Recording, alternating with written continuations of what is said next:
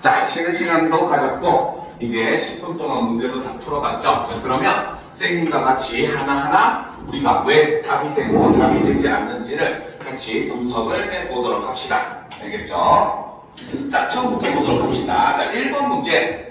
자, 초구를 작성하기 위해 세운 글쓰기 계획 중 초구에 반영되지 않은 것을 골라라 라고 얘기를 하죠. 자, 이런 유형의 문제는 선생님이 늘상 강조를 해요. 사실 국어를 잘하는 방법 중에 하나가 바로 뭐냐? 문제를 단순화시켜라 라고 선생님은 항상 얘기를 합니다. 알겠죠? 실제로 우리가 국어 문제를 풀다 보면 최근에 여러분들의 일부러 어렵게 만들기 위해서 막 꼬고 하는 문제들이 많아요. 뭐 예를 들어서 보면은 뭐 시를 예를 들었을 때 시를 제시를 해주고 뭐 문제 중에 보면 이런 내용들이 있잖아요. 위 시를 뭐 소설화하였을 때 혹은 연극으로 만들었을 때 내용으로 옳은 것은 틀린 것은 이런 문제들도 많이 나옵니다. 알겠죠? 근데 솔직한 말로 얘기를 하면은 어떤 작품을 우리가 각색을 한다고 하더라도 알겠죠? 그것과 개연성만 있으면 어떤 내용이든 넣어도 상관은 없어요. 그럼에도 불구하고 왜 이런 문제가 성립을 하느냐? 결과적으로 이 내용은 결국 지문의 내용과 일치하는 것은 일치하지 않는 것은 이런 내용을 골라라 하는 문제로 귀결이 될 수가 있습니다. 알겠죠? 그러니까 이런 유형의 문제도 결국 마찬가지 바로 뭐다? 글의 내용과 일치 여부를 묻는 이러한 가장 기초적인 문제라고 우리가 볼 수가 있더라는 거죠. 알겠죠? 자, 그러면 자, 여기서 제시된 것들이 바로 그 글쓰기 전에 세운 글쓰기 계획인데 그러면 여기에 초고에 반영되지 않았다는 것은 뭡니까? 이 내용이 제시가 되지 않은 걸 찾아라 라는 의미로 볼 수가 있겠죠. 자, 1번부터 보도록 합시다. 자, 인공강우 기술의 원리를 알려주기 위해서 인공강우가 생성되는 과정을 구체적으로 설명을 해줘야 되겠다. 이 부분에 대한 내용이 어디에 있었습니까? 바로 위의 내용을 찾아보면 이 문단에 이 내용이 제시가 되어 있었어요. 그렇죠? 이 문단의 내용을 잠깐 살펴보고 오도록 합시다. 자, 두 번째 문단을 보면 자, 인공강우를 위해 가장 널리 쓰이는 방법은 구름 씨뿌리기라는 방법이 있는데 이때 주로 사용하는 게 드라이아이스나 고체 이산화탄소나 아니면 아이오딘화, 은이 주로 사용되고 얘네가 이런 방식의 과정을 통해 가지고 어떻게 비를 만들게 된다라고 해서 여기서 아까 우리가 정리를 했었죠. 그쵸? 바로 인공강우 기술로 그쵸? 비를 내리게 하는 이런 과정이 지금 이 방식으로 지금 제시가 되어 있다라고 볼 수가 있겠죠. 자, 그렇기 때문에 당연히 첫 번째 선지, 그쵸? 바로 인공강우가 생성되는 과정을 구체적으로 그것도 설명을 했다라는 점은 맞는 내용이다라고 볼 수가 있다는 거죠. 알겠습니까? 자, 그런데 봅시다. 두 번째, 인공강우 기술의 발전 과정을 소개하기 위해서 국가별 인공강우 기술의 발전 수준을 비교해야겠어. 자, 여기서 이것과 제일 유사한 내용이 하나 있기는 했었어요. 바로 뭡니까?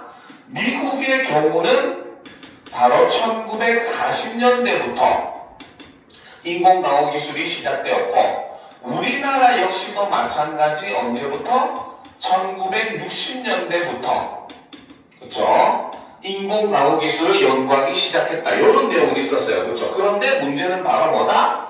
인공강우 기술의 발전 수준을 비교하는 내용은 존재하지가 않았다는 겁니다. 알겠죠? 이 내용이 성립하려면 어떻게 돼야 돼요? 미국에서는 현재 인공강우 기술이 어느 정도 수준까지 진행이 되었고 우리나라는 어느 수준까지 진행이 되었고 좀 더 얘기하면 그 외 다른 나라들은 또 어느 정도 수준까지 진행이 되었다. 이런 내용이 들어있어야 요 선지가 성립을 한다고 볼 수가 있어요. 근데 여기서는 그냥 이렇게 많은 나라들이 오래전부터 뭡니까? 인공강우 기술을 연구하고 있다. 그죠? 이 자료가 얘기하는 것은 결과적으로는 이거라는 거죠. 그래서 많은 나라들이 그죠?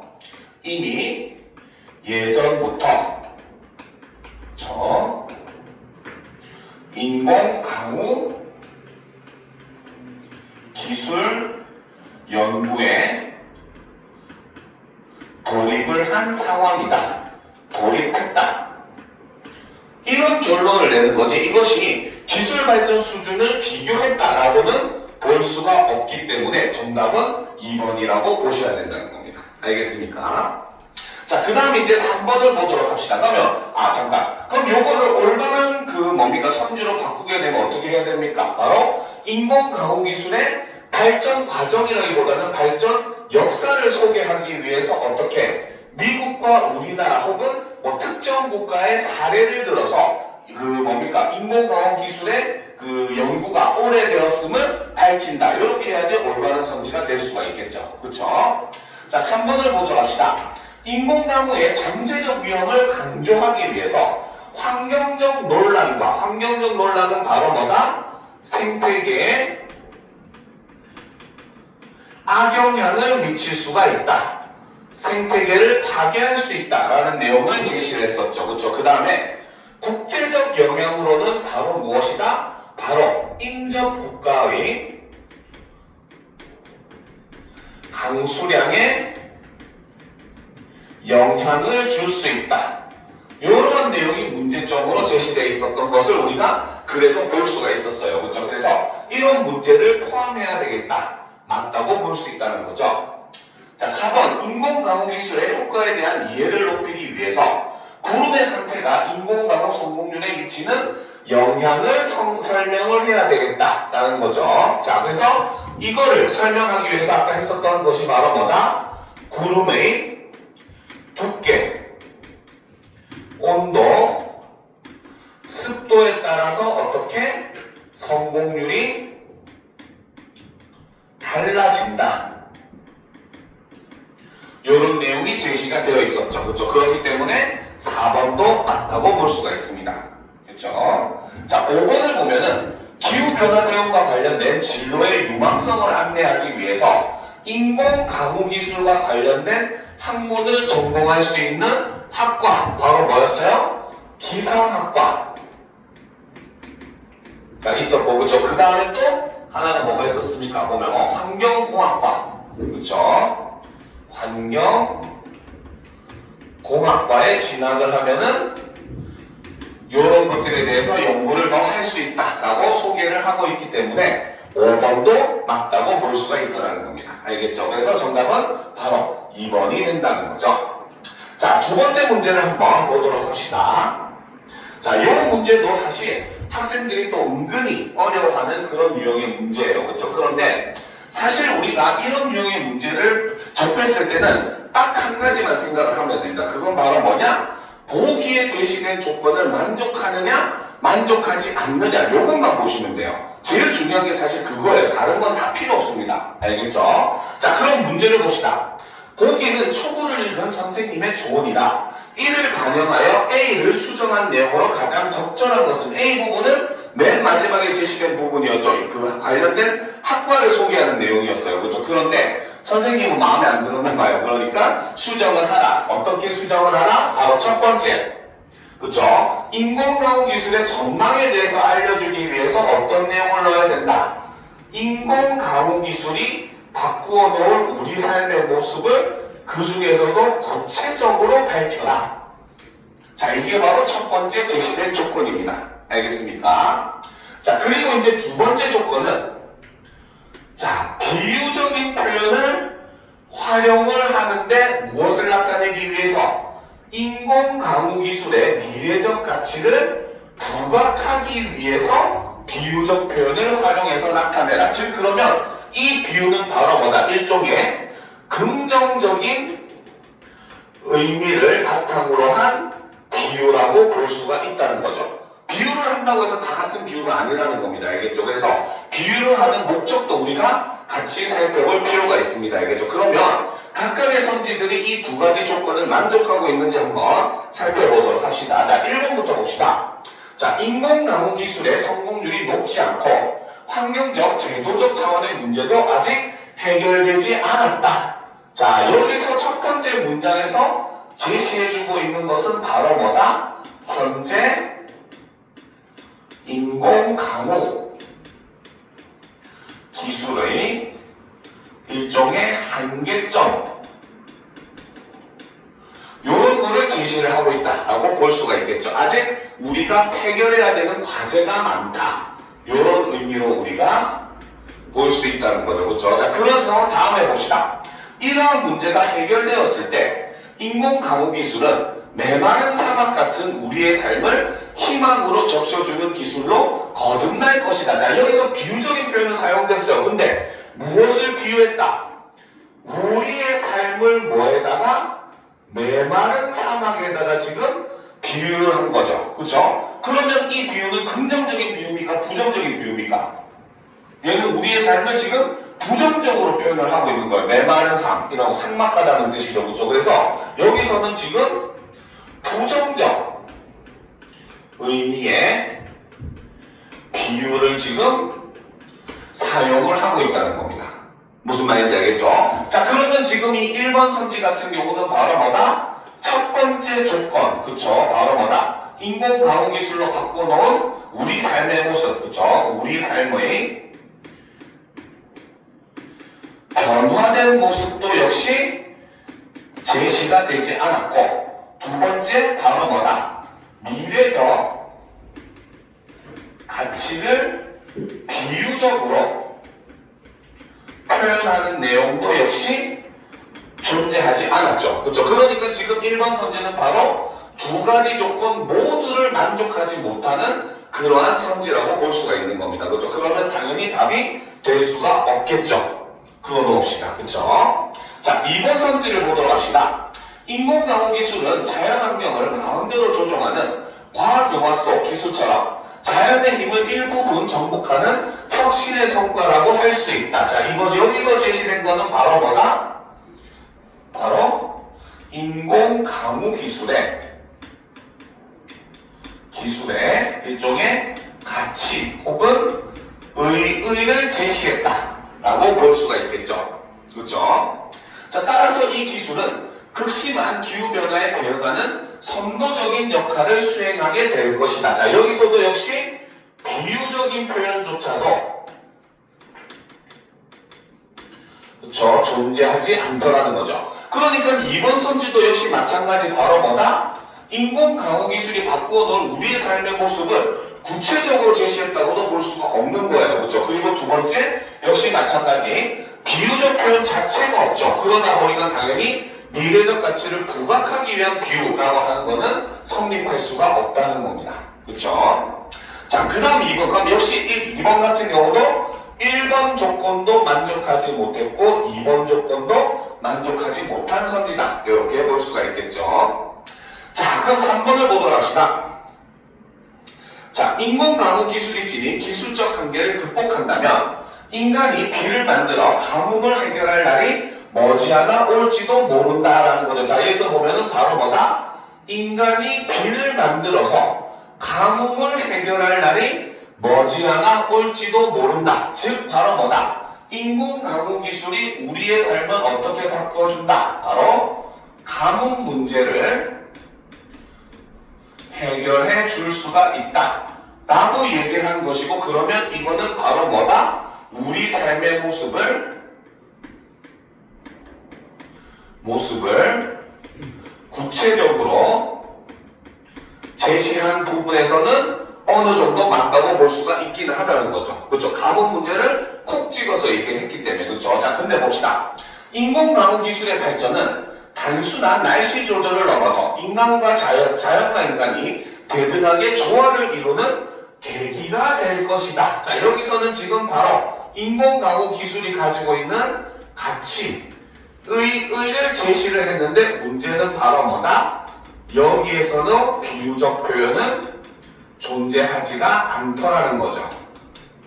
알겠습니까? 그러니까 역시 3번도 답이 될 수가 없겠죠. 그렇죠? 자, 4번을 보도록 합시다. 인공강우 기술은 산불 진압이나 농업연수 확보를 위해 연구되기 시작했다. 자, 여기서는 갑자기 뜬금없이 바로 뭐다? 뭐 때문에 인공강우 연구가 시작되었는가를 얘기하는 거죠. 그렇죠? 이거는 인공강우 기술 연구의 계기를 제시하고 있다고 볼 수가 있어요. 그렇죠? 그러면 이거는 바로 뭐다? 우리 삶의 변화된 모습이라고 볼 수는 모습을이라고 볼 수는 없다는 거죠. 1번 조건을 어겼다는 겁니다. 그렇죠? 자, 그 다음 계속 봅시다. 인공가공 기술이 우리의 삶을 유용하게 변화시킬 가능성이 큰 기술인 만큼 필요할 때 마음대로 비를 불러올 수 있는 마법과 같은 기술로 발전하길 기대한다. 자, 여기서는 지금 필요할 때 마음대로 비를 불러올 수 있는 것을 무엇에? 마법과 같다는 것에 지금 비유를 하고 있어요. 알겠습니까? 그런데 사실 우리가 이 비유도 바로 뭐다? 미래적인 가치를 부각했는가? 라는 것에 대해서는 사실 우리는 의문을 가질 수밖에 없다는 겁니다. 알겠습니까? 자, 이런 부분은 사실 솔직히 일단 앞부분이 틀렸기 때문에, 확실하게 틀렸기 때문에 우리는 답에서 제외를 할 수는 있어요. 알겠죠? 근데 이 뒷부분 같은 경우는 사실 약간은 의문을 가져야 되는 부분이고 약간 세모의 개념으로 여러분들이 놓아도 충분히 가능한 그런 부분이긴 합니다. 알겠죠? 자, 그럼 마지막 5번을 보도록 합시다. 인공가공 기술은 가뭄으로 메마른 땅에 식수를 공급하고 농업에 도움을 주어 기후변화에 따른 위기를 극복할 수 있게 만들어 줄 것이다. 자, 여기서 제시된 것이 바로 무엇이다? 우리 삶에 일어날 변화된 모습을, 변화된 모습을 이렇게 제시를 했다라고 볼 수가 있죠. 특히 구체적으로 바로 뭐다?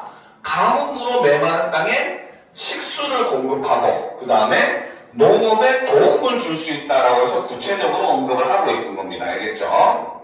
자, 인공가공 기술은 어둠 속 한 줄기 빛처럼, 그렇죠? 어둠 속의 한 빛처럼이라고 해서 비유, 그 중에서도 지규의 방법을 사용을 함으로써 바로 뭐다? 물이 부족한 사람들에게 희망을 주는 기술로 자리 잡게 될 것이다 라고 해서 인공가공 기술의 긍정적인 가치를 부각하기 위한 비유로서 사용되었기 때문에, 그렇죠? 그렇기 때문에 정답은 몇 번이다?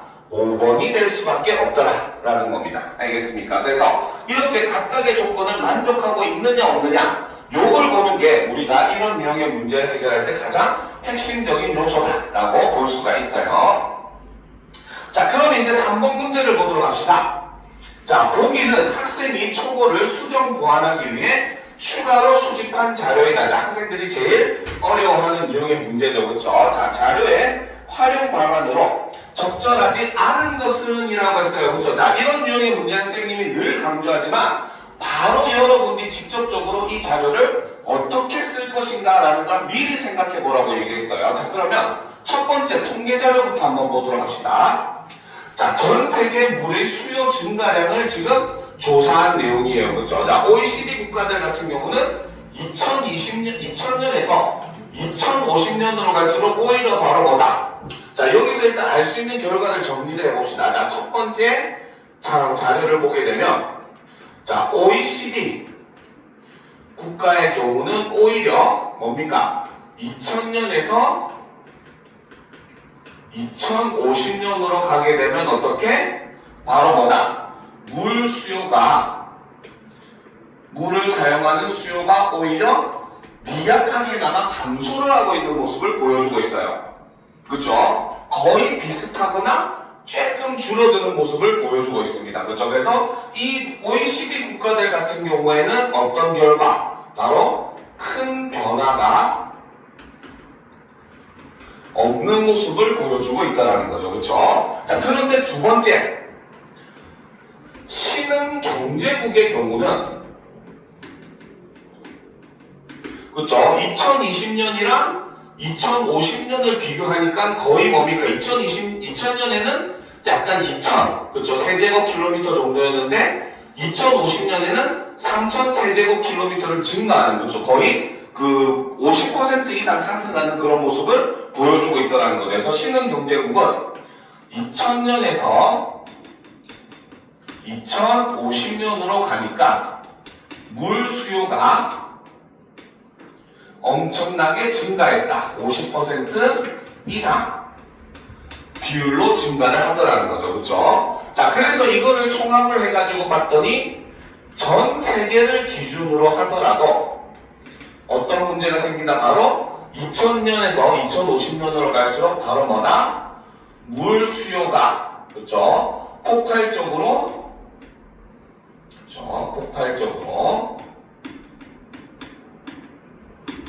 증가할 것이 예상이 되는 상황이라는 거죠. 그쵸? 자, 그러면 우리가 이걸 자료를 가지고 어떤 내용을 우리가 이야기를 할 수 있을 것이다. 즉, 앞으로 2050년으로 가면 갈수록 신흥 경제국을 중심으로 전 세계의 물 수요는 폭발적으로 증가를 할 것이다. 그 말은 이런 문제를 통해서 무슨 문제? 바로 물 부족 문제가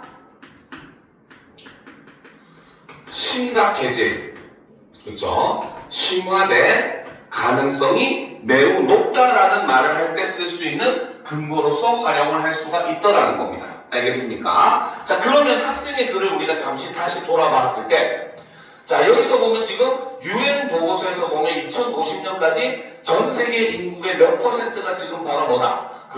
물 수요량이, 물 부족에 직면할 가능성이 높다라고 지금 얘기를 하고 있었죠. 그죠? 그러니까 이 첫 번째 기획의 통계 자료는 어디에? 바로 이 글의 도입부. 즉, 1문단에, 그쵸? UN 보고서를 내용을 지금 바로 뭐다? 보완하는 근거로 사용이 될 수가 있더라는 겁니다. 무슨 말인지 알겠죠? 이해가 됩니까? 그쵸? 자, 그리고 이제 여기서 또 하나 더 사용을 한다면 바로 뭐다?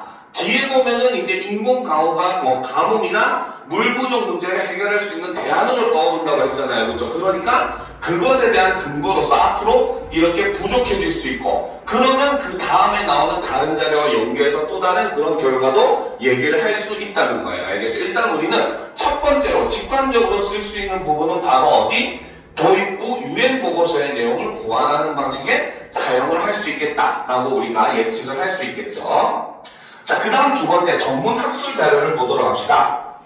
자, 인공강우는 주로 0도씨 이하의 과냉각 구름에서 효과적으로 만들어지며 영하 40도씨 이하의 구름에서는 얼음 결정이 포화 상태일 가능성이 높아 인공강우의 성공률이 낮아진다. 하지만 이런 환경적 요인을 갖춘 구름을 찾기가 어렵기 때문에 0도씨 이상의 구름에서도 물방울을 만들 수 있는 인공강우 기술이 개발되었다. 그중 하나인 하이그로스코픽 씨 뿌리기는 염화칼슘과 같은 흡습성 물질을 사용해 구름 속 물방울을 더 크게 만든다. 이 방법은 얼음 결정이 아닌 액체 물방울 형성에 초점을 맞춘 기술로 0도씨 이상의 따뜻한 구름에 주로 적용이 된다라는 거죠. 자, 그러면 여기서 지금 제시한 전문 학술 자료에서 처음에 지금 내용을 보게 되면은 바로 뭐다? 현재 인공강우 기술이 가지고 있는, 그렇죠? 현재 인공강우 기술의 한계점에 대해서 지금 제시를 하고 있죠. 그렇죠? 그러면 이것과 관련된 본문 내용 중에서는 어떤 내용이 있었습니까? 바로 인공강우 기술에 있어서 성공하기 위해서 구름의 온도, 습도, 두께에 따라 어떻게 성공률이 달라진다. 이런 내용과 연관이 있다고 볼 수가 있겠어요. 그렇죠? 그리고 그 뒷부분의 내용을 보면은 바로 뭐다? 새로운 기술이 하이그로스픽 씨 뿌리기라고 하는 기술을 지금 소개를 해주는 자료가 바로 이 자료입니다. 그렇죠? 그래서 이 자료는 바로 뭐다? 이러한, 그렇죠? 현재의 한계점을, 저 위에서 제시했던 이러한 한계점을 극복하는, 그렇죠? 하기 위한 새로운 인공강우 기술로서 여기서 지금 하이그로스코픽 씨 뿌리기라고 하는 기술을 지금 제안을 하고 있다는 거죠. 그렇죠? 그러면 이거를 다시 역시 우리는 본문과 연계를 했을 때 앞부분에 잠시 돌아가면은 바로 어느 부분으로 볼 수가 있다. 자, 여기서 보면 중간에 보면은 바로 뭐다? 그렇죠? 자, 여기서 보면은 보자. 그렇지? 자, 여기서 보면 이런 기술은 구름의 온도나 습도, 두께 등에 따라 효과가 달라진다. 그래서 이래서 최근에 어떻게 인공 강우의 성공률을 높이기 위해 구름의 조건에 따라 강우 기술을 다르게 적용하기도 한다라고 하는 이 부분에 대한 보완 자료로서 지금 사용을 할 수가 있더라는 거죠. 알겠습니까? 그래서 전체 지문으로 봤을 때는 바로 뭐다? 이 문단 끝에, 그쵸? 자, 그래서 이 자료는 바로 뭐다? 바로, 그죠? 자, 그래서 강우 기술을 소개함으로써 이 문단 끝부분에, 그쵸? 바로 뭐다? 구름의 상태에 따라 다르게 적용되는 기술의 예시와 같은 방법으로서 내용을 보완을 할 수가 있겠다는 겁니다. 무슨 말인지 알겠죠? 자, 그럼 이제 3번 디귿 인공강우 기술 전문가 인터뷰 내용을 한번 보도록 합시다. 자, 최근 인공강우 기술은 아랍에미리트의 드론을 이용한 기술처럼 전기자극이나 레이저를 활용하는 방식으로 연구가 진행되고 있습니다. 이런 방법은 화학물질을 사용하지 않는다는 점에서 환경 관련 부담을 줄이고 비용을 낮출 수도 있습니다. 자, 여기서 보면 바로 뭐다? 드론을 이용한 기술처럼 전기자극이나 레이저를 활용을 하는 거죠. 자, 이렇게 활용을 했을 때 어떤 장점이 있다? 바로 화학물질을 사용하지 않는다라고 하는 것이 바로 이 방법의 장점이라고 볼 수가 있습니다. 그렇죠? 그러면 이 내용은 어디에 집어넣을 수 있다? 바로 인공강우 기술이 풀어야 할 과제, 그 중에서도 바로 생태계에 악영향을 미칠 수 있는 우려가 있다 라고 하는 점을 보완하기 위한 자료로서 활용을 할 수가 있겠죠. 그쵸? 자, 계속 보도록 합시다. 우리나라도 기상청 주도로 AI를 활용해 구름 상태를 예측하고 최적의 씨 뿌리기 시점을 찾는 연구를 진행 중입니다. 하지만 인공강우 기술의 한계는 아직까지 분명합니다. 비가 생성될 수 없는 구름 조건에서는 어떤 방법도 소용이 없다는 것입니다. 구름 조건과 관계없이 인공강우의 성공률을 높일 수 있을 때 진정한 기술적 발전을 이룰 수 있을 것입니다 라고 얘기를 함으로써 여기서는 그래도 여전히 해결되지 않는 바로 뭐다? 인공강우 기술이 해결해야 할, 그쵸? 해야 할 과제를 이렇게 마지막에 제시를 하고 있죠. 그쵸?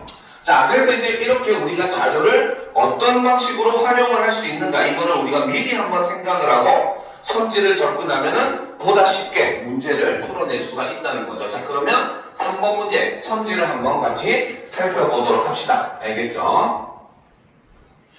자, 보시게 되면 자, 1번부터 보도록 합시다. 그렇죠?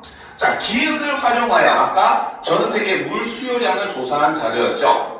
자, 물 수요 증가와 관련된 객관적인 수치 자료를 1문단에서 물 부족 문제가 물 수요 증가와 관련이 있다는 내용의 근거로 제시해야 되겠다. 이것이 바로 UN 보고서의 내용이었기 때문에 이거는 올바른 자료의 활용이라고 볼 수가 있겠죠. 그렇죠?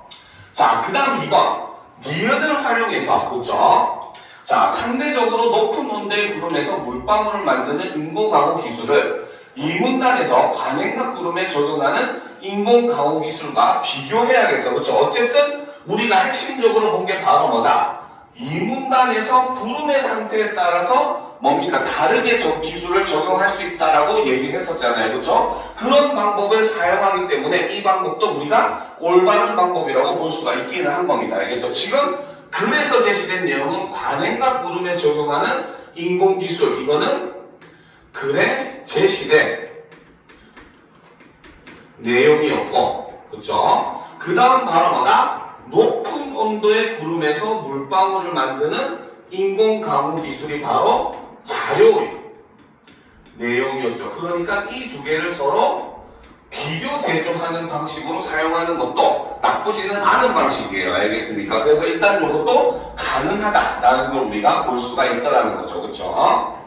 자, 3번. 니은을 활용하여 인공강우를 효과적으로 만들 수 있는 구름의 온도에 대한 정보를 이 문단에서 인공강우의 성공률을 높이는 적절한 온도를 구체화하는 내용으로 초과해야겠다. 그쵸? 이 문단에서 인공강우의 성공률을 높이는 적절한 온도를 구체화하는 내용으로 추가해야 되겠다. 그래서 구체화시켜서 어떻게? 첫 번째, 관행각 상태일 때는 어떻게? 여기서 제시한 그 지문에 기술을 적용을 하는 것이고, 그쵸? 그 다음 반대로 두 번째, 바로 0도씨 이상의 따뜻한 상태일 때는 바로 무엇이다? 자료에 기술을 적용시킬 수가 있다 라고 해서 온도에 따라서 이제 다른 기술을 적용한다는 예로 추가할 수 있기 때문에 얘도 맞다고 볼 수가 있는 겁니다. 알겠습니까? 자, 4번 디귿을 활용해서, 그쵸? 전문가의 그 내용이었죠. 환경 관련 부담을 줄일 수 있는 인공강우 기술을 3문단에서 인공강우 기술이 풀어야 할 과제에 대한 대안으로 제시할 수 있다. 바로 인공강우 기술이 풀어야 할 과제 중에 하나가 첫 번째는 생태계, 그쵸? 악영향 문제, 그리고 두 번째는 바로 뭐다? 주변 국가의 강수량에 영향을 줄 수 있는 문제. 요 두 가지가 제시됐는데 디귿에 있는 내용은 특히 그 중에서도 바로 뭐다? 요 생태계에 악영향을 줄 수 있는 문제에 대한 대안으로서 디귿의 자료가 제시가 가능하다는 거죠. 그렇죠? 그렇기 때문에 얘도 맞다고 볼 수가 있습니다. 그렇죠? 자, 그런데 5번을 봅시다. 자, 디귿을 활용하여 AI를 통해 구름 상태와 씨 뿌리기 시점을 예측하여 인공강우의 성공률을 높인 기술을 4문단에서 구름 조건을 극복한 기술 개발의 사례? 요게 틀렸죠. 그렇죠? 왜? 마지막에 한계를 제시했습니다. 바로 뭐다?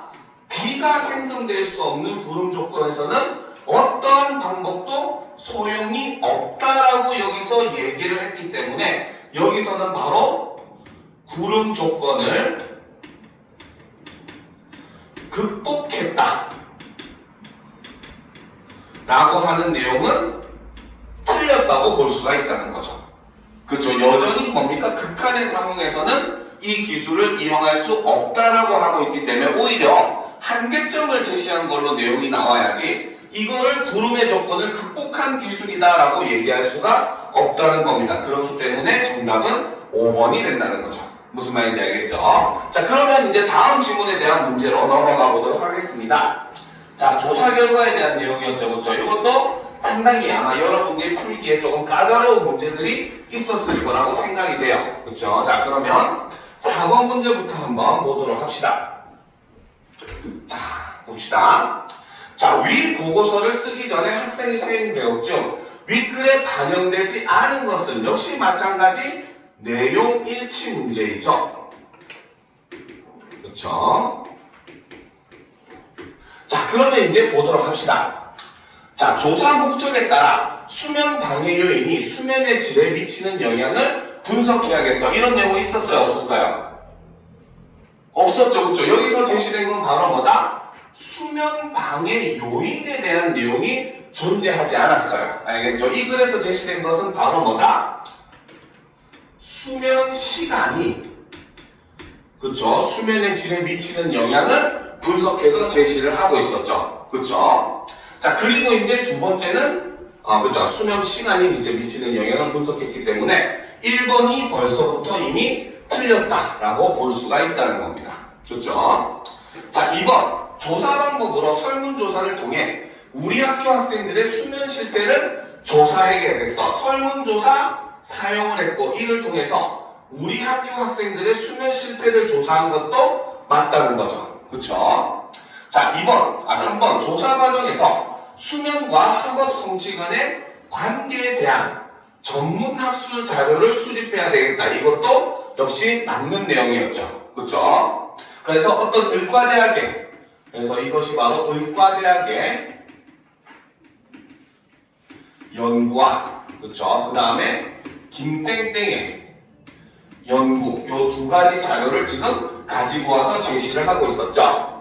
자, 4번. 교내 설문조사 결과를 뒷받침하기 위해 전문 학술 자료의 연구 결과를 활용해야 되겠어. 그래서 이를 통해서 어떻게, 특히 마지막 결론 부분에서 어떤 내용을 하고 있다. 바로 설문조사 내용과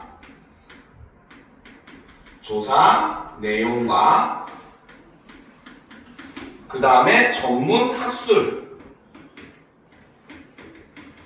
자료의 내용이 같은 결과를 얘기하고 있었다라고 마지막에 특히나 강조를 해놨어요. 그렇죠? 그러니까 바로 뭐다? 전문 학술 자료가 바로 우리가 조사한 설문의 내용을 뒷받침하는 근거로 사용되고 있다라고 봐도 전혀 무방하다라는 거죠.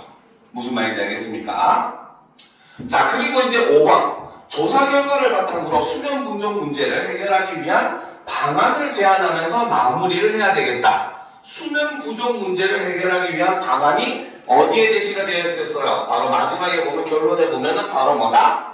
미리 계획을 세워 학습 시간을 여유있게 확보해야지 충분한 수면 시간을 확보할 수 있다. 이렇게 얘기했죠. 그렇죠? 바로 요 부분이, 그렇지? 확보한다면 이것이 바로 수면 부족 문제를 해결하기 위한 대안으로 볼 수가 있다는 겁니다. 알겠죠? 그래서 정답은 1번이 틀렸다라고 볼 수가 있다는 거죠. 자, 그럼 이제 5번. 그렇죠? 자, 다음은 기획을 위한 설문의 초고이다. 그렇죠? 자, 설문 초고를 수정하기 위해 했을 선생님의 조언으로 적절하지 않은 것은, 자, 이것도 역시 마찬가지 뭐다? 조사 결과와, 그렇죠? 결과와 내용이 일치하는가? 요 문제를 이제 우리가 집중적으로 파고들어서 봐야 됩니다. 알겠습니까? 자, 그러면 각각의 설문이 어떤 점이 올바르고 어떤 점이 틀렸는지를 우리가 한번 분석을 해봐야 되겠죠. 그쵸? 자, 그러면 보도록 합시다. 자, 하루에 실제로 공부하는 시간, 수업 시간 포함해서 이것은 평균 몇 시간입니까? 요 내용은 아까 조사 결과 내용에 들어있었어요? 없었어요? 전혀 없었죠. 그쵸? 그러면 얘는 바로 뭐다? 그쵸? 바로 이 첫 번째 문항은 수면이라는, 그쵸? 수면 시간과, 그쵸? 수면의 질의 상관관계와는 무관한 설문 내용에 해당한다고 볼 수가 있겠죠. 그쵸? 그렇기 때문에 이러한 내용을 어떻게, 결과에서는 어떻게 삭제하는, 삭제 엔딩을 맞이하고 있는 모습을 볼 수가 있더라는 겁니다. 그쵸? 자, 그래서 이번 내용이 없다는 것은 설문조사에서 이 내용이 삭제되었다고 볼 수가 있다는 거예요. 알겠죠? 물론 아까 처음에 얘기했듯이 솔직한 말로 얘기하면 있어도 상관은 없어요. 그쵸? 안 넣으면 되니까. 그치? 근데 이 문제가 요구하는 거 단순화시키면 결과적으로 바로 뭐다? 조사 결과와 이 내용이 일치하느냐 안 하느냐를 묻는 거기 때문에 여기서는 우리가 이것은 삭제되었다고 보는 게 올바른 판단이 된다는 거죠. 알겠습니까? 자, 그럼 2번을 보도 합시다. 하루의 수면 시간은 평균 몇 시간입니까? 라고 했을 때 설문조사 결과에 뭐가 있었어요? 3시간 미만, 3시간 이상 5시간 미만, 그 다음 5시간 이상 7시간 미만, 7시간 이상, 그리고 이제 기타로서 제시를 하고 있기 때문에 이 부분에서는 바로 뭐다? 설문조사 결과가 그대로 지금 반영이 되고 있는 이런 모습을 볼 수가 있다는 거죠. 알겠습니까? 자, 그런데 이제 보도록 합시다. 알겠죠? 자, 3번.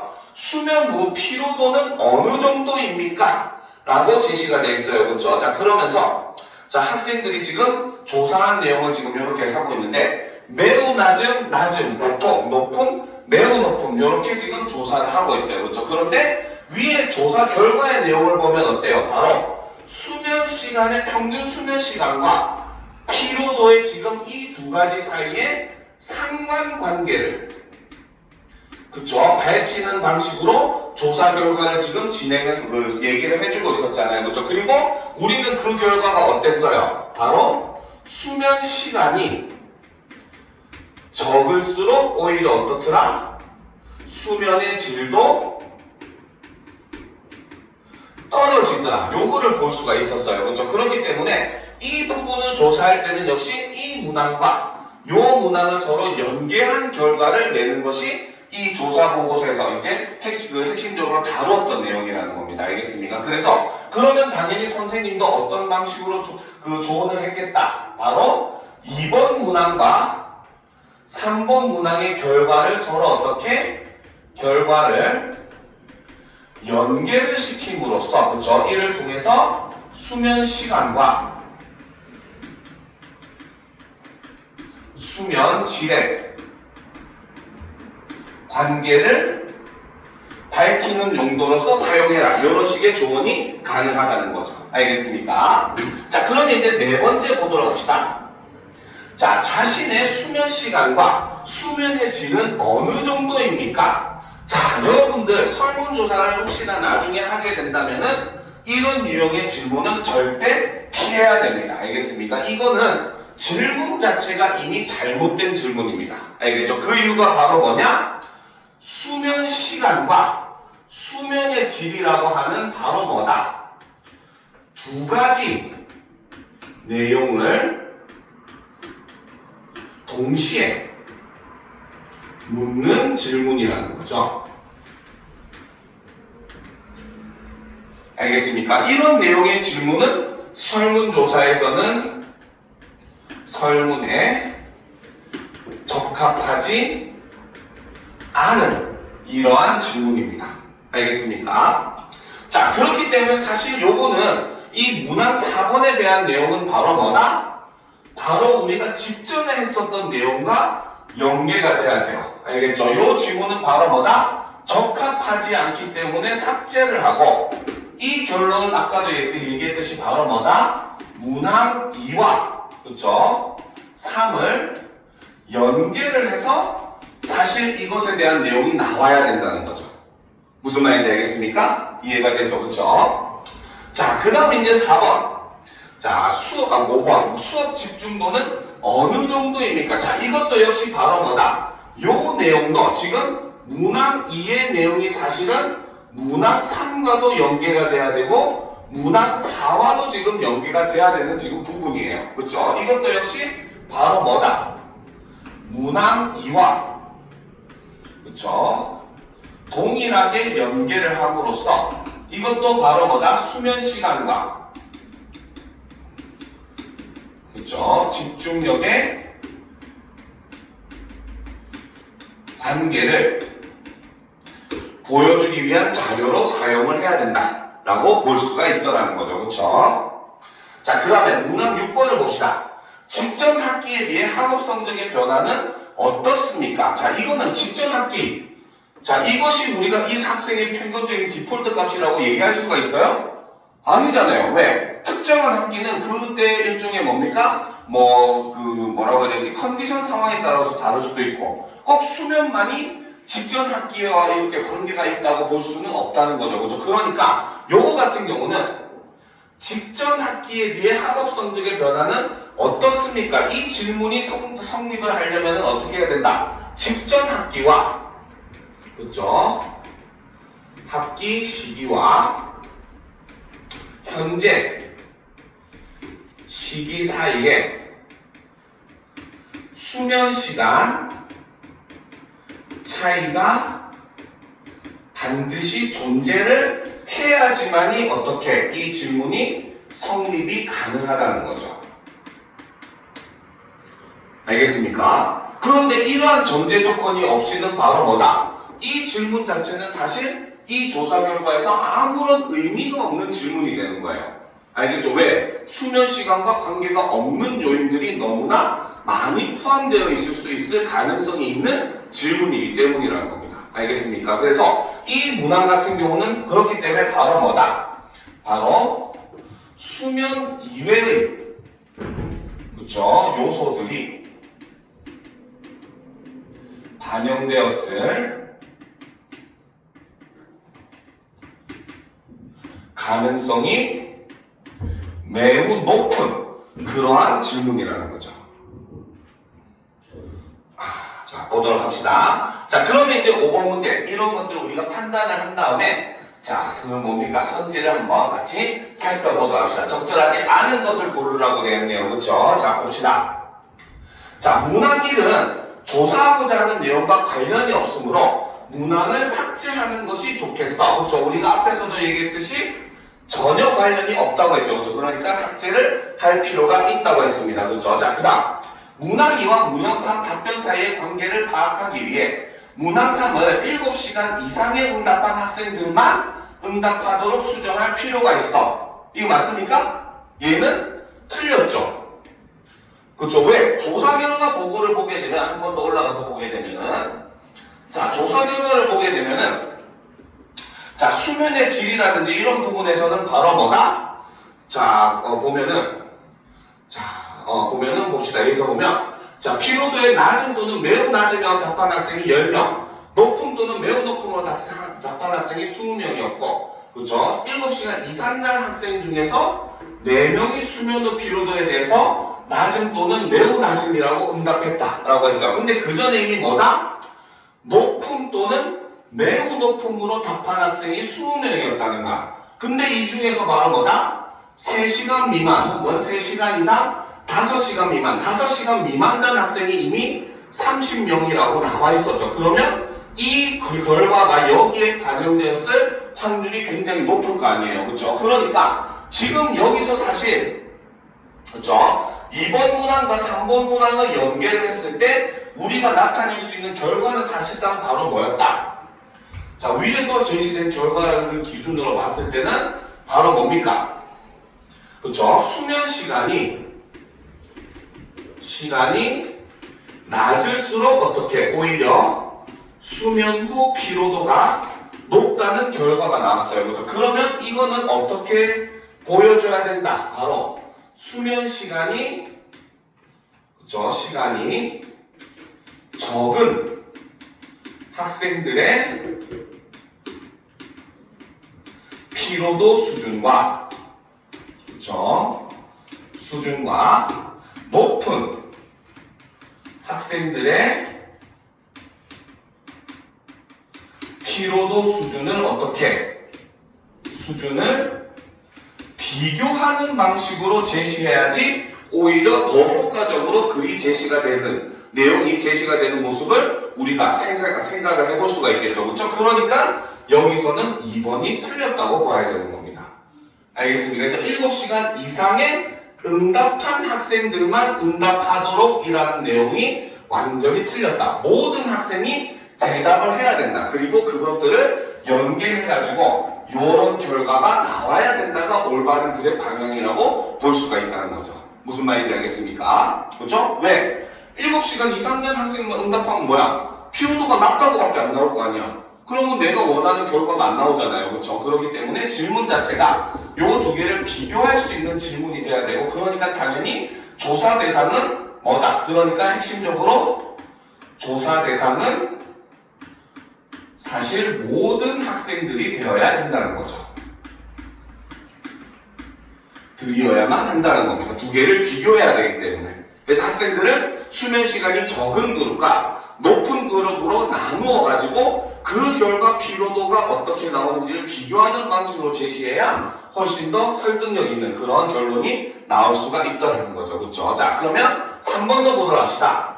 자, 문항사는 앞선 문항에서 이미 파악할 수 있는 내용이 포함되어 있으면서 동시에 여러 개를 묻고 있으므로 삭제하는 것이 좋겠어. 그렇죠? 아까도 얘기했듯이 동시에 여러 개를 묻고 있다. 절대 하면 안 되는 내용이었어요. 그렇죠? 그리고 내용을 다시 한번 살펴보면 바로 뭐다? 수면 시간과 수면의 질이라고 했기 때문에 이미 파악할 수 있는 내용은 바로 뭐였다? 수면 시간에 대한 질문이었죠. 그렇죠? 그러니까 이거는 이미 포함이 되어 있기 때문에 이거는 삭제하는 게 좋겠다. 맞는 말이 되는 겁니다. 그렇죠?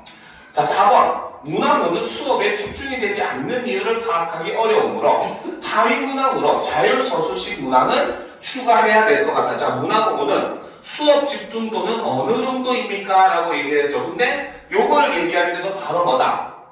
사실 그 위에 있는 문항 2랑 이렇게 연계를 하는 방향으로 사용을 해야 된다라는 걸 봐야 돼요. 그쵸? 근데 실제 조사 결과에 보면 바로 뭐다? 조사 결과에 수업에 집중되지 않는 이유 중에서 가장 큰 이유가 뭐였다? 조사 결과에서는 졸음이라는 결과가 있었어요.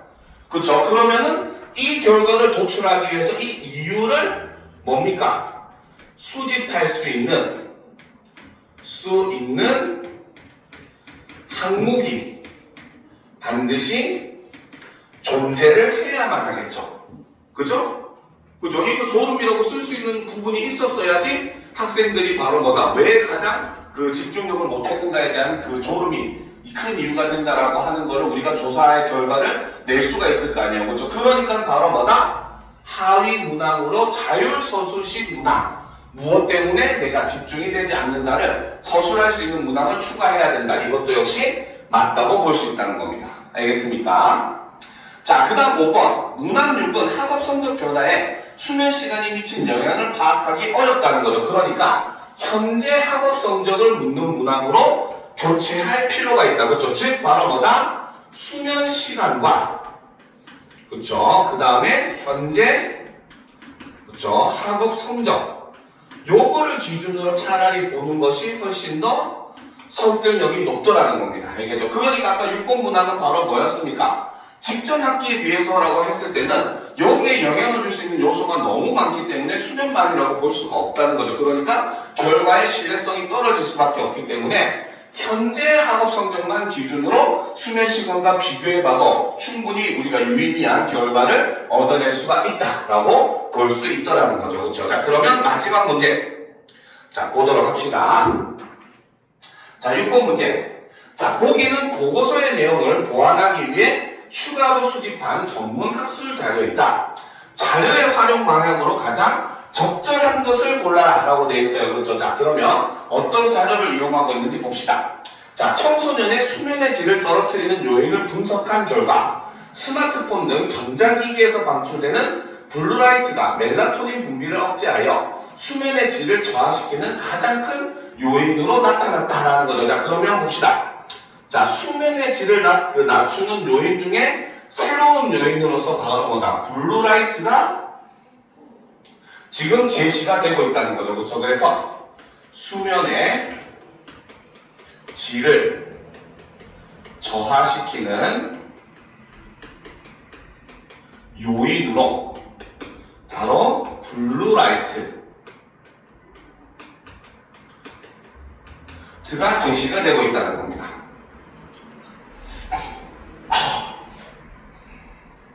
자, 그럼 봅시다. 블루라이트 노출은 생체 리듬을 교란하고 얕은 수면을 유도함으로써 집중력, 기억력, 정서 안정에 부정적인 영향을 주며 이는 학업 능력의 저하로 이어질 수가 있다라는 거죠. 자, 그래서 여기서 제시된 것은 바로 무엇이다?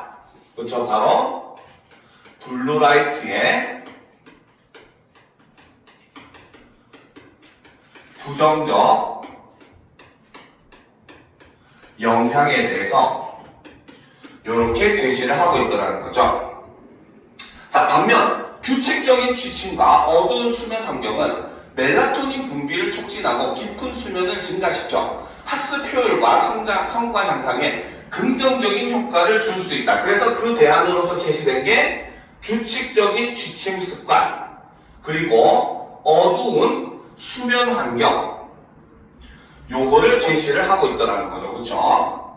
자, 그래서 이것은 멜라토닌 분비를 촉진하고 깊은 수면을 증가시켜서 학습 효율과 성과 향상에 긍정적인 효과를 줄 수 있다. 따라서 전자기기 사용 습관의 개선과 건강한 수면 환경 조성이 학생들의 학업 능력 향상에 기여할 수 있을 것으로 판단된다. 그래서 이것을 위한 대안을 이렇게 제시를 해주고 있다는 거죠. 그렇죠? 자, 그러면 지금 여기서 제시된 거는 바로 뭐다? 수면의 질을 저하시키는 요인으로서 블루라이트를 지금 제시를 하고 있었습니다. 그렇죠? 앞에 조사 보고서에서는 일반적으로 바로 뭐다? 수면의 질은 무엇과 비례한다? 수면 시간과 비례한다는 내용의 조사 보고서가 이게 일단 기본적인 메인 내용이었어요. 그렇죠? 그런데 중간에 사실 이런 내용이 있었습니다. 자세히 보시면은 그렇죠? 자 여기 보시면은 보시면 봅시다. 자 봅시다. 여기 보면 또 야간의 수면 시간을 확보하더라도 각종 방해 요인들로 인해 피곤이 풀리지 않는 경우도 많다. 이런 내용이 있었잖아요. 그렇죠? 그러면은 여기서는 바로 뭐다? 수면 시간 외에 그렇죠? 시간 외 수면 질에 영향을 주는 요인이 존재를 한다라고 이미 도입부에서 언급을 했었습니다. 알겠습니까? 그러면은 이것에 대한 결과로서 어느 부분? 자, 첫 번째로 우리가 설문조사랑 여기서는 전문학술 자료조사 결과 두 가지를 제시했는데 그러면 당연히 지금 보기에서 제시된 것은 전문학술 자료잖아요. 그렇죠? 그렇기 때문에 도입부에서 이미 이 내용이 제시가 되어 있고 그 내용을 보완하기 위해서 내용 자료를 가져온 거니까 첫 번째로는 당연히 전문학술 자료의 조사 결과에 해당하는 바로 뭐다? 첫 번째로 단계에서는 그렇죠? 바로 전문학술 조사 자료에 포함이 되어야 된다 라는 걸 우리가 볼 수 있다는 거죠. 알겠습니까? 자, 그 다음 이제 보도록 합시다. 자, 그 다음 이제 내용을 보게 되면 전문학술의 내용을 보게 되면은 바로 뭐다? 첫 번째 자료는 수면 시간에 대한 내용이었고 두 번째는 수면의 질에 관련된 전문학술 조사 내용이 있었잖아요. 그렇죠? 자, 그러면 여기서 얘기한 블루라이트는 어디에 영향을 미친다? 수면의 질에 영향을 미친다고 되어 있습니다. 그렇죠? 그러면 당연히 두 번째에서는 바로 뭐다?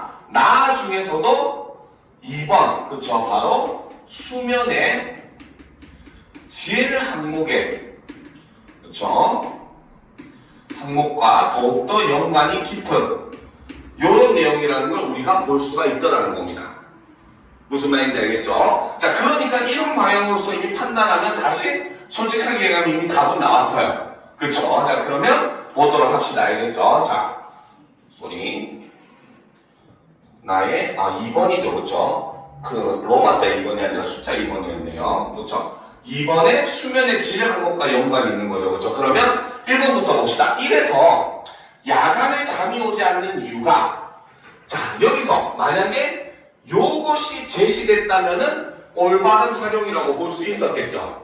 그쵸? 근데 여기는 바로 뭐다? 핵심은 바로 뭐야?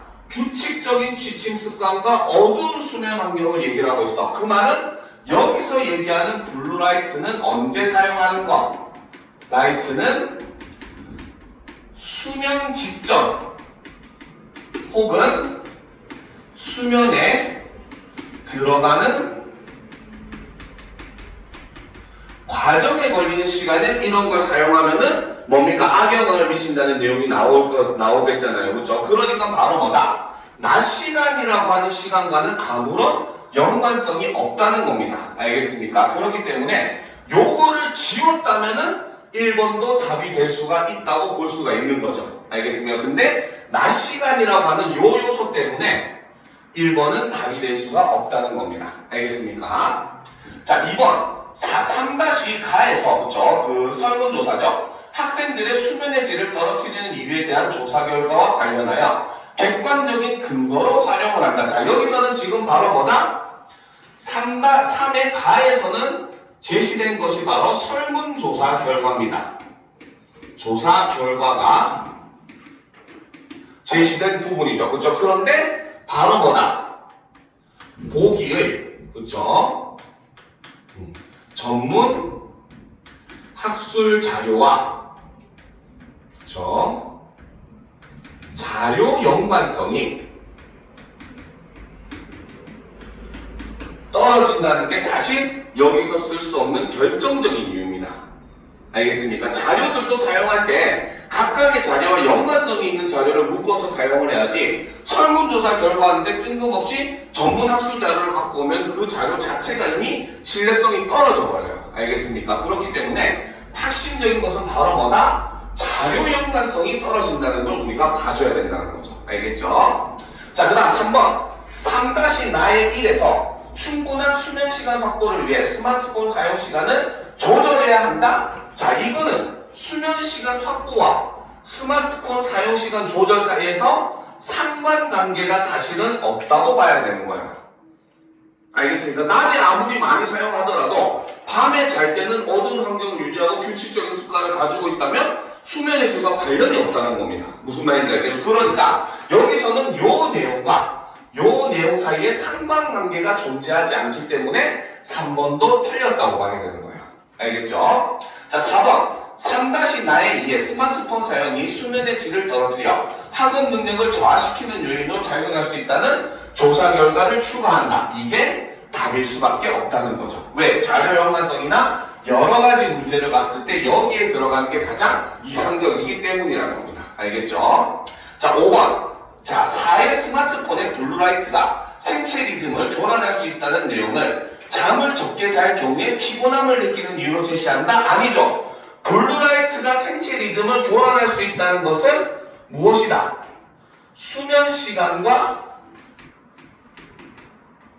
관계가 없다는 겁니다. 아무리 수면 시간을 많이 가지더라도 뭐다? 블루라이트가 있으면 수면의 질을 떨어뜨릴 수 있다가 이 학술 자료의 핵심적인 내용이라는 거죠. 그렇죠? 그렇기 때문에 요거는 잠을 적게 잘 경우와 연관성이 존재하지 않는다는 거죠. 무슨 말인지 알겠습니까? 이거는 수면 시간과 관계가 없다는 겁니다. 그렇죠? 그렇기 때문에 5번도 틀렸다고 봐야 되겠죠. 그러니까 정답은 4번이 될 수밖에 없다는 겁니다. 무슨 말인지 알겠습니까? 자, 그래서 이렇게 우리가 6문제까지도 지금 풀이를 다 해봤어요. 알겠죠? 자, 그런데 이번에 여러분들 그 독서가 시험에 들어간다고 했잖아요. 그렇죠? 그렇기 때문에 선생님이 여러분들 심화자료로 밑에 보면은 그렇죠? 바로 인공 강우에 대한 독서 문제를 하나 그 선생님이 그 조사를 해놨어요. 찾아놨어요. 알겠죠? 그러니까 지금부터 시간을 한 10분 정도 15분 정도 줄 테니까 요 인공 강우 독서 문제를 한번 풀어보도록 합시다. 알겠죠? 자, 요거 지문이죠. 그렇죠? 요거를 15분 정도 시간을 줄 테니까 한번 풀어보면서 오늘 우리가 했었던 인공 강우했던 지문과 어떻게 연관성이 있는지 이런 것들도 한번 살펴보면은 여러분들이 나중에 독서 문제 같은 경우 지금 현재 솔직히 걱정이 되는 게 여러분들 학교에서 독서에 관련된 지금 언급도 없고 수업도 안 했어요. 그렇죠? 그러면 혹시나 선생님들이 이렇게 내는 가능성도 있어요. 실제로 그 여러분들이 수업했었던 그 뭡니까? 화법이나 작문 문제와 관련된 독서 지문을 갖고 와가지고 그거를 믹스해가지고 문제를 낼 수도 있기는 합니다. 이것도 가능성은 있어요. 물론 나루의 특성을 생각하면 좀 낮기는 합니다. 알겠죠? 그래도 우리가 혹시 모르기 때문에 이런 부분도 한번 대비를 한다라는 생각으로 15분 정도 시간을 줄 테니까 문제를 한번 풀어보도록 합시다. 이거는 수능 특강에 실려 있었던 문제였어요. 알겠죠? 한번 풀어보도록 합시다.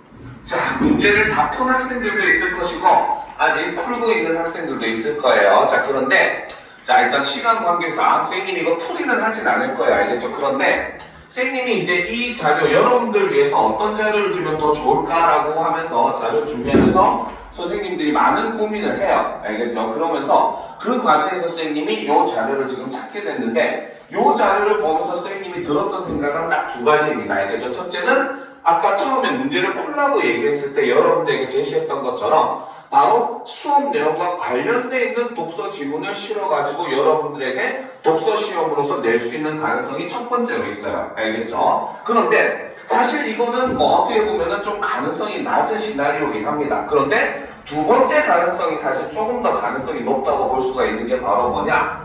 이 지문을 오히려 여러분이 시험 범위에 들어가는 지문과 관계되는 자료로 제시를 할 수가 있다는 거예요. 알겠죠? 실제로 우리가 아까 인공강우 지문을 살펴보았을 때 거기서 제시됐던 게 첫 번째가 바로 인공강우 기술의 개념을 제시를 했었고 그리고 두 번째는 대표적인 인공강우 기술을 이용해가지고 어떤 과정으로서 비를 내리게 만드는가에 대한 과정을 설명하는 내용이 있었고 그쵸? 그 다음에 인공강우 기술이 가지고 있는 한계점 그리고 이제 그 다음에 인공강우 기술에 대한 연구가 지금도 활발히 되고 있고 하지만 앞으로 극복해야 될 과제가 많다는 점 이런 점을 제시를 하고 있었어요. 그렇죠? 자 그러면 이제 우리가 여기서는 지금 두 개의 글로서 제시가 되어 있는데 자 그 중에 이제 첫 번째 글은 바로 강수의 원리 즉 비가 내리는 원리를 설명을 한 글입니다. 알겠죠? 자 그런데 이 글에서 특히 이 두 번째 문단의 내용을 우리가 여러분들이 읽어봤기 때문에 내용을 알 수 있을 거예요. 그렇죠? 여기서 제시된 것은 바로 뭐다? 비가 내리는 그렇죠? 과정을 이렇게 설명을 한 내용이었어요. 알겠습니까? 자, 그런데 이것을 어떻게 우리는 이용할 수 있느냐? 바로 인공강우 지문에 있었던 그렇죠? 인공강우의 원리를 설명하는 내용과 믹스를 시키면은 바로 뭐다? 이를 통해서 비가 어떤 과정을 통해 우리에게 내리는가를 좀 더 구체적으로 설명할 수 있는 자료로 사용을 할 수가 있어요. 알겠죠? 자, 그리고 특히나 세 번째 문단에 있는 이 빙정설에 대한 내용이 있죠. 그쵸? 이것은 바로 뭐다? 얼음 핵을 통해 가지고 이를 통해 비를 내리게 하는 과정이었죠. 그쵸? 이 과정이 바로 지문에 제시되었던 바로 뭐다? 드라이 아이스라든지 그렇죠? 드라이 아이스라든지 혹은 아이오아딘 은을 사용을 해가지고 비를 내리게 하는 인공강우의 원리가 바로 이 원리를 이용한 것이었다는 거죠. 그렇죠? 그러면 이 원리를 사용하게 되는 근거로서 이러한 자료를 역시 사용을 할 수가 있다는 겁니다. 그렇죠? 특히나 다음 지문은 완전히 여러분들 인공강우와 관련이 있는 내용의 지문이에요. 그래서 이 지문이 인공강우에 대해서 설명하는 것인데 자 여기서 보면 지금 나와 있는 것 중에 하나가 바로 뭐다? 첫 번째 드라이 아이스라든지 그 다음에 바로 뭐다? 아이오아딘 그렇죠? 아이오아딘 은과 드라이 아이스를 사용하는 게 바로 구름의 온도가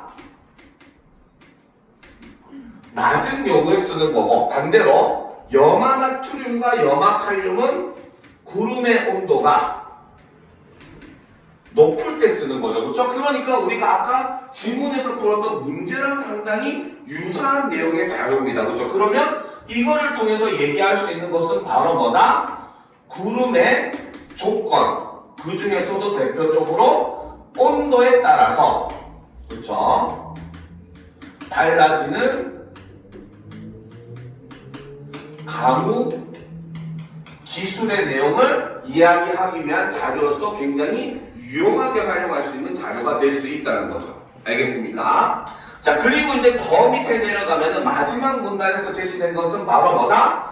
인공강우 기술이 우리에게 줄 수 있는 장점에 대해서 지금 제시를 하고 있죠. 그쵸? 자, 그러니까 이런 자료를 활용을 하면은 아까 비유적 표현을 활용해서 인공강우 기술이 우리에게 어떠한 긍정적인 효과를 줄 것인가를 설명하는 내용에 대한 자료로서도 역시 활용이 가능한 내용들이 돼요. 그렇죠? 그리고 문제에서도 보면 여기 보면 인공광호기술이 내리는 원리를 그림으로 표현하는 거야. 그럼 여기에 지문 내용들을 집어넣고 이 자료를 활용할 때도 역시 마찬가지 인공광호기술의 원리를 설명하기 위한 자료로 활용할 수 있다라고 하는 그런 내용들과 연계가 충분히 가능하기도 하다는 겁니다. 알겠죠? 그러니까 여러분들이 공부할 때도 가능하면 좀 이렇게 가능성을 좀 열어두고 많은 것들을 바라보면서 공부를 했으면 하는 마음에 선생님이 특히나 이런 것도 같이 준비를 해본 거예요. 알겠습니까? 자, 오늘 수업은 여기까지 하도록 하겠습니다. 알겠죠? 과제는 여러분들 이번 수업한 것에 대한 그 변형 문제도 실어놨으니까 요거 풀어보고 클리닉 때 질문도 하고 하도록 합시다. 알겠죠? 다른 건 더 질문 없죠? 자, 오늘은 여기까지 하도록 합시다. 다들 고생 많으셨습니다. 알겠죠?